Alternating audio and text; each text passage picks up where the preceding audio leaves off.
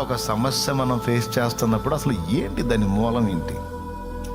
ఇప్పుడు వాళ్ళు ఏం చేస్తారు? 15 ఏళ్ల క్రితం రక్షింపబడి 15 ఏళ్ళు పాపంలో కొనసాగి అన్నీ కోల్పోయి నిష్ఠ దరిద్రులు అయిపోయి ఫైనల్గా చేయబోతున్నారు అన్నమాట ఆ పని. అప్పుల పాలైపోయి లాస్ట్ అటెంప్ట్ లాగా చేయబోతున్నారు ఆ పని. దానిలో సఫలత విఫలత, ఇక అది అయిపోయిందంటే వాళ్ళ లైఫ్ లేవు, ఇక ఆ స్థితికి వచ్చారు. అప్పుడు ఇక నేను చెప్పా, ఇప్పుడు మీరు చెప్పారు కదా, ఒప్పుకున్నారు కదా, ఇప్పుడు నాకు నచ్చింది. ఇప్పుడు మీ పక్షంగా నేను ఒప్పుకుంటా, నా దోషాలు ఒప్పుకుంటా, మీ దోషాలు కూడా ఒప్పుకుంటా, మీరు కూడా ఒప్పుకోండి. కనీసం ఇకనైనా మీరు మారు మనసు పొంది ఇక నుంచైనా ఆ తప్పుడు నడవడిని, ఆ తప్పుడు జీవిత విధానాన్ని వదిలేస్తే మరొక నూతన అధ్యాయం మీకు స్టార్ట్ అయ్యిద్ది.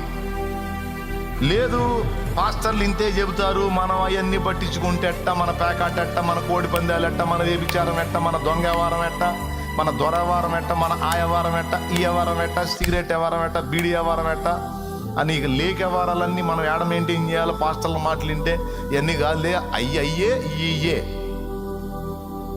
అనుకొని నువ్వు నీ పాపంలోనే కొనసాగుతాను అంటే దరిద్రత కంటిన్యూ అయింది. ఇక్కడ నాకు కావాల్సింది దేవుడు అని చెప్పేది ఏంటంటే, రక్షింప నేరక ఉండినట్లు యెహోవా హస్తం కూర్చోగల అబ్బాయి, నేనేం బలహీనుని కాదురా.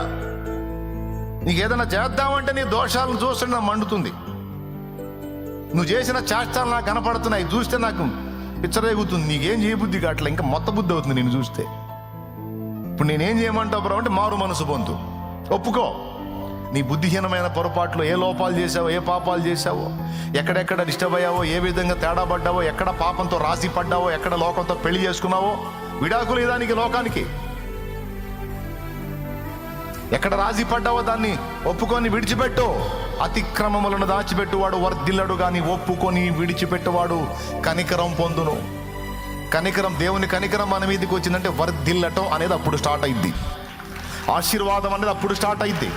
ఎప్పుడు ఆయన కనికరం మన మీదకి వచ్చిందో అప్పుడు స్టార్ట్ అయింది. ఆ కనికరం మన మీదకి రావాలంటే దోషాన్ని మనం గుర్తించాలి. కవర్ చేసుకోవటం కాదు, లేకపోతే ఏమంటారు దాన్ని, కప్పిపుచ్చుకోవటం కాదు. ఒప్పుకోవాలి, కప్పుకొనక ఒప్పుకోవాలి, విడిచిపెట్టడానికి సిద్ధపడాలి, విడిచిపెట్టాలి.